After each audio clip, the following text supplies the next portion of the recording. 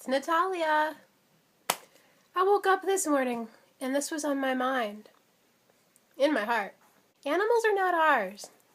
Animals are meant to live their own lives. And just because they don't speak like humans or act like humans and they're from the animal kingdom, it doesn't give us permission to take their lives away from them. It doesn't give us the right to take them away from their natural habitat, their natural way of living. It doesn't give us the right to take them away from their family and friends. It doesn't give us the right to make them serve us or make them lower than us or less than us. And it doesn't give us the right to choose for them what's going to happen to their lives or what's going to happen to their body. Just because they don't speak like we do doesn't mean they don't have a choice. They do speak, actually. It's just like their sounds are their expression. And it may not be words, but you can still feel it. When an animal is screaming like a human is screaming. And for the record, when you have kale in your hand, and you're making your salad or you're cleaning the kale or chopping it up, the kale's not fighting for its life. The kale's not screaming. The kale's not trying to wrestle out of your grip or fight its way out of your fridge or run out your door like an animal does when it's in a slaughterhouse, when an animal is alive. I hope that clarifies the nervous system. And I know one thing, humans could not handle 1 hour of what animals endure 24/7, every day, all day. The animals are not a menu to choose from. They're not, whether it's chicken legs or steak or leather or fur or suede shoes or embryos disguised as eggs, disguised as food to disconnect you from where it really comes from. Animals are not products to be used and discarded. Humans, could you handle having your skin ripped off of you while you're still conscious and alive so another could wear it as a fashion item? Well, I didn't think so. Think about what the animals endure. Some humans are even lusting after, looking after, deciding on what animal is going to be and do before the animal is even born. An animal doesn't get to choose its life before it's even born. It's born into already a decision made that is not going to be good for it, for the animal. Take this, for example. Humans don't even like getting bit by mosquitoes.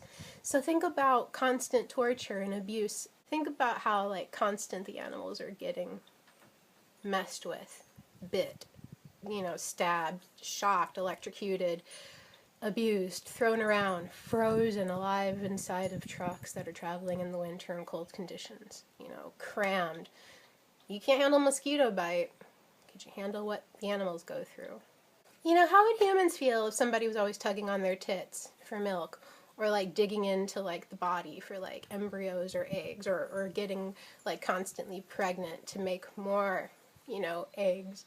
What if men had their penises hooked up to machines so their semen could be used for cheese or milk or some other, product? That's that's a parallel example to milk. Animals are always having these machines tugging on their tits and always, being prodded or poked or messed with or stung, or they never get a break. They never get a break. So humans, could you even handle anything like that? What if it was the other way around?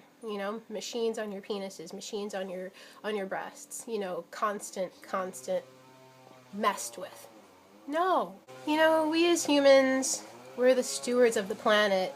And with that, the animals are our companions, our sisters, our brothers, our friends, our loved ones, our families, our soulmates. The animals look to us with trust as companions. So when humans act like they love an animal or raise an animal to be considered as food later and they're just being all nice to it and trying to fatten it up and shit, the animal loves the human unconditionally already.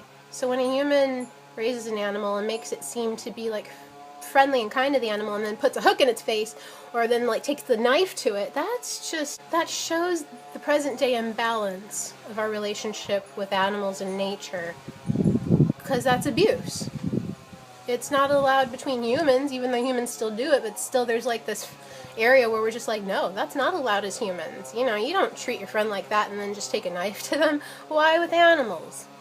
Same goes for zoos, horse carriages, circuses, all those things. Where did humans get the idea that killing animals and eating them is acceptable anyway. People are numb to the constant slaughtering of animals. People are numb to seeing dead flesh with traces of skin and blood on it wrapped in a package in plastic wrap in a grocery market. People are numb to the smell of rotting flesh put to flame, put to fire, called cooking. You know, when you're a vegan, even a vegetarian, you smell dead animal meat, it smells like a rotting carcass. It smells like that on a person. It smells like that on their breast. It smells like that in their stomach, trying to digest it for 7 days. Aerating through their mouth, gross as shit, literally, while you talk to them or something, while they talk to you. Ugh. That people become numb to this. It becomes acceptable. This abuse, this torture, this mutilation becomes acceptable. People are numb to eating organs, eyeballs, anuses, embryos, internal organs, and just because it's all ground up and pressed into something where you can't tell what it really is, and it's seasoned with herbs and spices, or sugar and spice for their carnivorous vice. Whee! No. You know, why is that grossness so blatantly acceptable? You know, parents feed their kids animals, and they perpetuate that numbness, and kids eat the animals, and they think, oh, this is where food comes from, and this is good, and this is healthy, and this is wholesome, and gee, that's swell.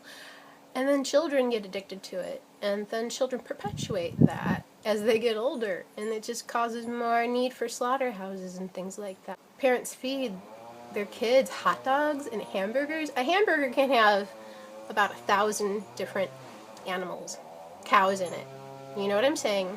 And a hot dog has God knows what, a graveyard, a crematory in it. And parents wonder why their kids have ADD or depression or anxiety or are just checked out.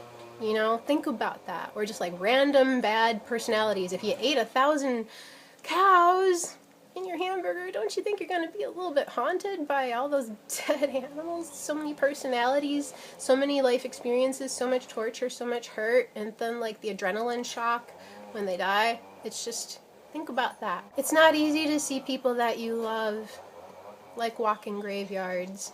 It's not easy to see constant abuse as acceptable or edible or wearable. I know it comes from long-term conditioning. We've all been there. We all chose to be vegan. Those of us who can relate, we've been there. It was long-term conditioning, and then one day we saw where it came from. And the disconnection of the truth of what's on a person's plate. You know, with names to disguise the products like steak, you know, chops and nuggets. So humans don't know on a constant basis where their food comes from. If people are eating this over here, but they don't see what's going on over here, they're going to think that this area is pretty fucking jolly, right? Oh, that wouldn't happen. But when you see how it happens, when you see what's going on in the slaughterhouses, when you see how animals are really being treated, yeah, there's like that shock, that disgust, that disbelief, that denial, even when you're just looking at it and you know that it's true. If you've been eating animals long term and people have been telling you it's good for you, it's good for you, it's good for you, yeah, there's that resistance there. So we understand it comes from long-term conditioning. It may seem scary to have to change. A lot. Maybe not everything, but a lot. You know? Well, if I'm used to this, then what's going to take the place of it? And when a person goes out in the world, where they're going to eat instead of eating fast food, like, what are you going to take the place of it with? Well, there's many choices. And if you've been focusing on animals, then you don't even know what the plant kingdom has to offer you. It's a whole other world. There's things that you just never knew about until you came here. You know, some may not want to change, you know, or accept that there's truly an animal holocaust going on. 24 hours a day, 7 days a week, all day, all night.